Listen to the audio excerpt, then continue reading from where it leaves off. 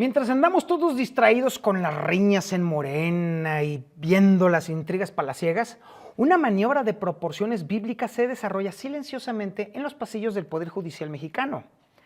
Y es que, ahora los ministros de culto pueden ocupar cargos de elección popular, o al menos eso es lo que intentan hacer algunos miembros de la poderosa Iglesia de la Luz del Mundo, esa misma cuyo líder supremo disfruta de la hospitalidad del sistema penitenciario estadounidense, procesado por cargos de abuso sexual contra menores que harían sonrojar hasta el más cínico de los pecadores. Con una candidez que raya en la complicidad, el Instituto Nacional Electoral ha otorgado su bendición burocrática mediante una estratégica omisión para que obispos, pastores y líderes espirituales de esta congregación se postulen como jueces y magistrados.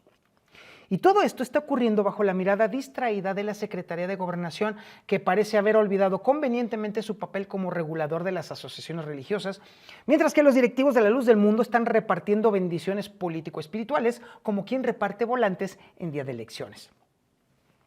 La iglesia que dirige desde su celda Nazón Merari Joaquín García, el autoproclamado apóstol de Jesucristo que cambió la túnica blanca por el uniforme carcelario, ha perfeccionado una estrategia digna de Maquiavelo. No ha registrado a todos sus líderes ante gobernación como ministros de culto. Esta omisión, entre comillas, lejos de ser un descuido administrativo, constituye una calculada estrategia política que les permite infiltrarse en las estructuras gubernamentales sin las restricciones que la ley impone a los líderes religiosos. Porque, seamos honestos, el poder espiritual no siempre satisface a sus fines terrenales, ¿no? ¿Qué va? Eso, al parecer, la promesa del reino de los cielos no es tan tentadora como un puesto en la administración pública, desde donde se pueden influir no solo en sus fieles seguidores, sino también incluso en toda la sociedad mexicana. Y, por supuesto, en la vida política del país. Municipios, gubernaturas, escaños en las cámaras de diputados, y por supuesto también en la de senadores, son apenas el comienzo de esta cruzada secular que busca la conquista no de almas, sino de votos y decisiones judiciales. Las víctimas y sobrevivientes de abuso sexual de esta congregación con sede en hermosa provincia, allá en Guadalajara, Jalisco, han levantado la voz para alertar que tanto Gobernación como el Instituto Nacional Electoral tienen la obligación moral y legal de investigar el verdadero quehacer de estos líderes religiosos disfrazados de ciudadanos comunes. Y la preocupación no es menor, créamelo.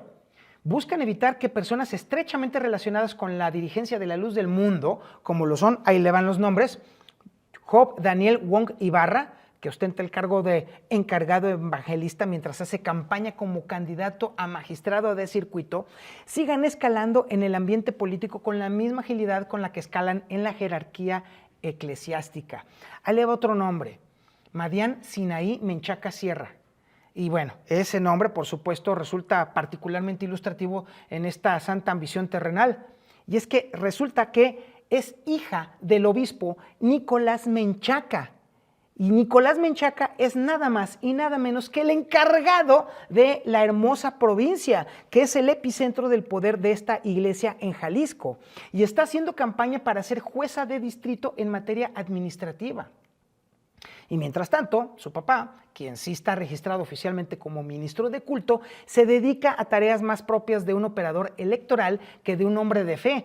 ¿Por qué? Porque está abiertamente haciendo proselitismo a favor de su hija en una clara violación de lo que dicta nuestra ya tan mancillada Constitución, que se supone que prohíbe a los ministros de culto involucrarse en actividades políticas. Por eso la Iglesia de la Luz del Mundo no registra a muchos de sus obispos. Lo verdaderamente revelador en esta situación es que la ley otorga herramientas suficientes para evitar este tipo de maniobras. A ver, ahí le va.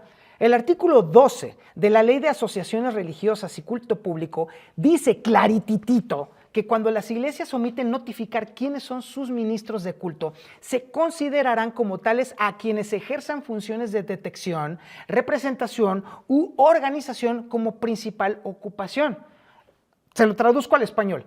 Gobernación tiene toda la facultad para investigar si estas personas que ahora aspiran a impartir justicia son simples congregantes o si en realidad ejercen un cargo directivo dentro de la Luz del Mundo para así valer la ley y entonces prohibirles ser candidatos a cargos de elección. Según miembros de la organización Defensores por una Justicia Digna, que paradójicamente buscan justicia en un sistema que parece mirar hacia otro lado, menos hacia donde está la justicia, la lista de aspirantes políticos vinculados a esta iglesia es más extensa de lo que se piensa. Ahí le va. Cintia Teniente Mendoza, actual munícipe de Villagrán, Guanajuato, ahora pretende convertirse en magistrada por el circuito número 16, ¿sí? El decimosexto circuito, sí es. No es casualidad que sea esposa del senador morenista Emanuel Reyes Carmona. Este par forman parte de un grupo selecto que, según los denunciantes, toma decisiones al interior de la iglesia con la misma facilidad con la que ahora buscan tomarlas en los tribunales de la República. Y por supuesto la lista continúa con más nombres de dirigentes religiosos que ya están en campaña, aunque su papel dentro de la luz del mundo no es el de simples fieles que asisten los domingos a escuchar el sermón, no, para nada, ejercen poder religioso real, pero gracias a la estrategia de no registrarse formalmente como pastores, obispos o líderes, han logrado ocupar posiciones clave dentro de la administración pública sin que las autoridades electorales o administrativas levanten una ceja.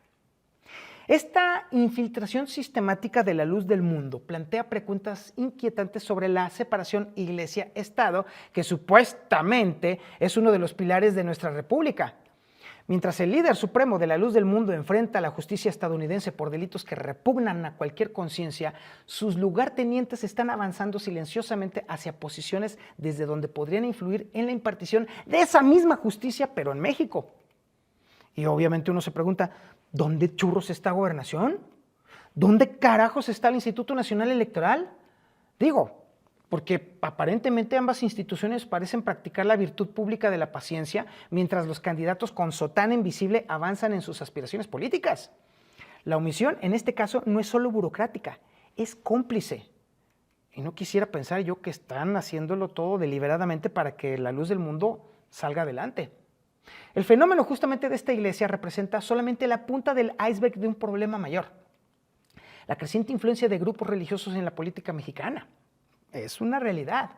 Lo que comenzó como una discreta participación de algunos congregantes en puestos menores ha evolucionado hasta convertirse en una estrategia coordinada para colocar a representantes de intereses religiosos en posiciones clave del aparato gubernamental.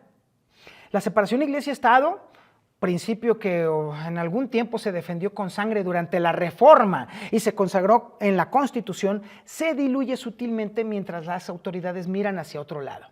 No se trata ya de la influencia moral de las iglesias, o sea, no, que en todo caso podría ser algo legítimo. No, se trata de la ocupación. ¿Qué digo ocupación? Colonización directa de espacios de poder por quienes responden a una jerarquía religiosa no declarada.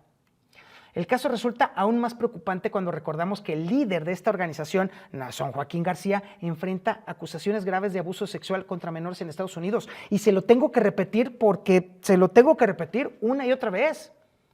Sus seguidores en México, sin embargo, lo siguen considerando el apóstol de Jesucristo y mantienen una extrañísima lealtad que trasciende fronteras y sistemas legales. ¿Qué pasará entonces cuando estos mismos seguidores totalmente ciegos ya estén convertidos en jueces o en magistrados?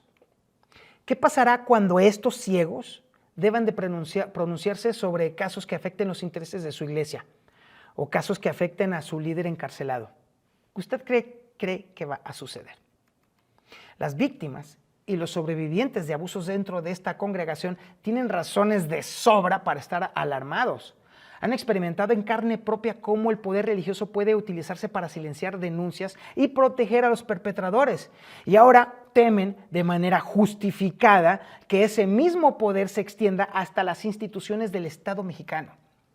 La estrategia de no registrar oficialmente a todos sus líderes ante Gobernación no es un descuido administrativo, insisto, es una maniobra política que les ha permitido ocupar espacios estratégicos en la administración pública.